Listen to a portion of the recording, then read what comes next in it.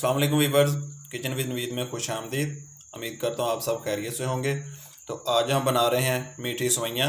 इसके लिए हमारे पास 200 ग्राम सवैयाँ हैं, 100 ग्राम चीनी है और बादाम और काजू होंगे गार्निश के लिए।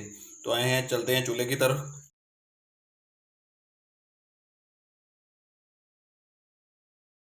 कढ़ाई को चूल्हे के ऊपर रखते हैं और हस्बे ज़रूरत ऑयल शामिल करते हैं।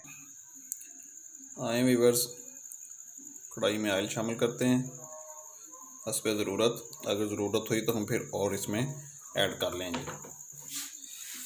अब सवैयाँ इसमें ऐड करेंगे, हल्की सी इनकी बुनाई करेंगे। आए वीवर्स, अब इसमें पानी डाल देंगे।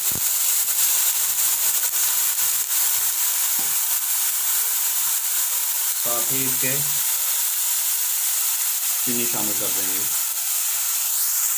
आए वीवर, इसको 2 मिनट के लिए आप ढाँप देंगे ताकि जो सवैयाँ ना अच्छी तरह गल जाएं।